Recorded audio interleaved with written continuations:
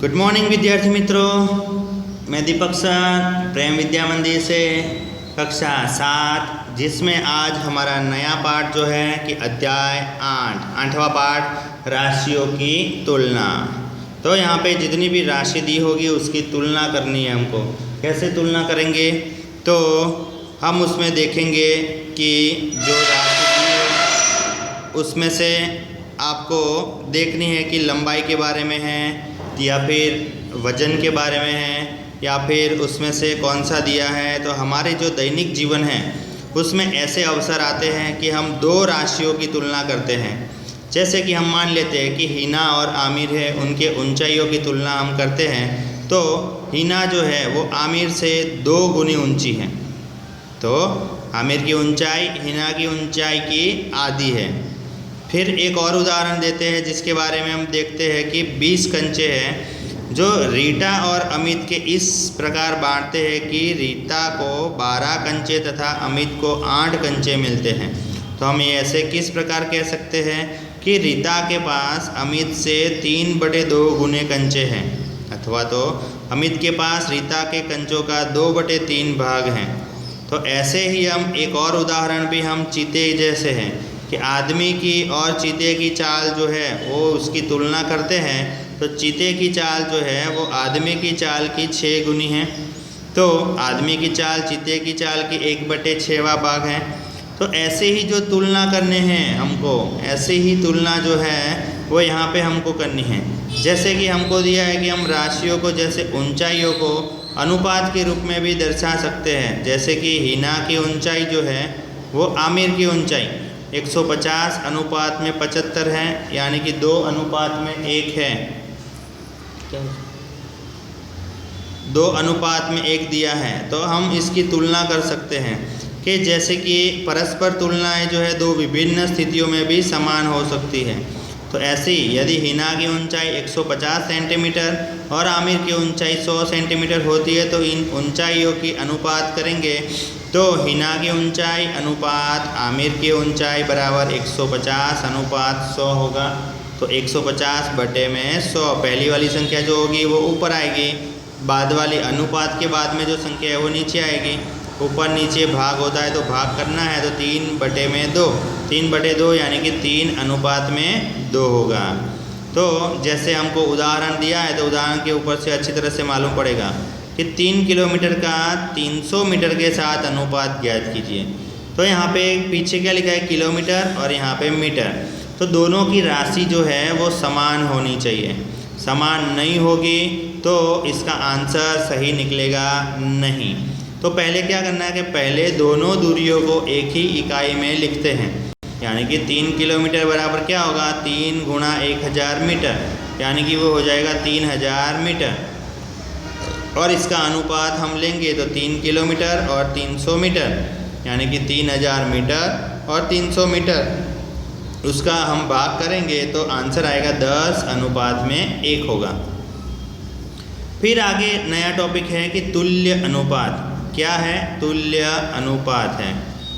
तो तुल्य अनुपात में हमको क्या करना है, आपस में तुलना की जा सकती है जिससे पता चले कि वे तुल्य है या नहीं।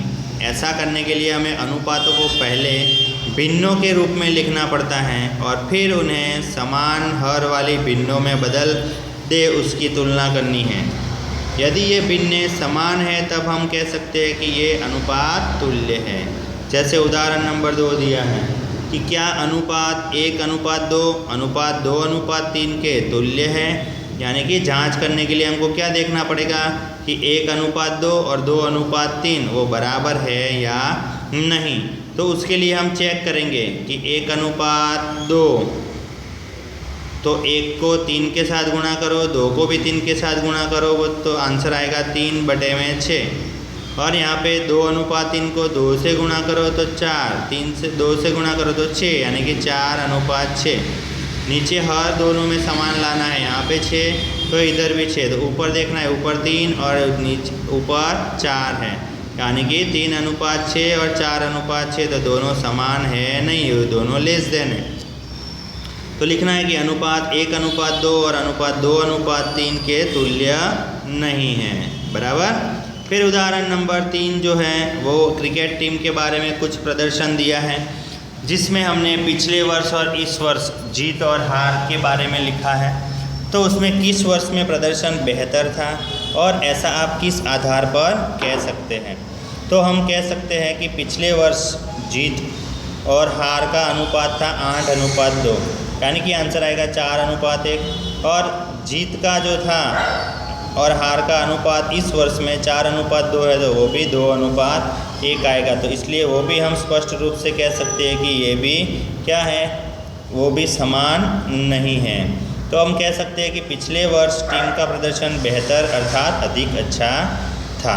तो ऐसे जो है कि राशियों को समान अनुपात में रखना और उसका हल प्राप्त करना, ऐसे भी हम उसमें से हल प्राप्त कर सकते हैं। जैसे कि यहाँ पे हमको दी है कि मकान की सही ऊंचाई जो है और माँ की सही ऊंचाई, चित्र में हमको दिखाया है कि चित्र में मकान की ऊंचाई और चित्र में माँ की ऊंचाई, दोनों को अनुपात में हम ज्ञात कर सकते हैं। इसी प्रकार हमको दिया है कि राष्ट्रीय ध्वज सदैव लंबाई और चौड़ाई के एक निश्चित अनुपात में ही बनाए जाते हैं।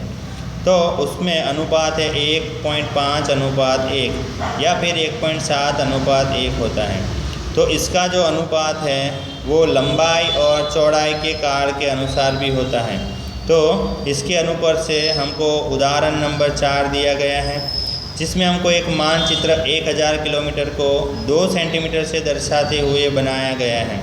यदि दो स्थानों के बीच की दूरी मानचित्र में 2.5 सेंटीमीटर है, तब उसके बीच की वास्तविक दूरी कितनी होगी।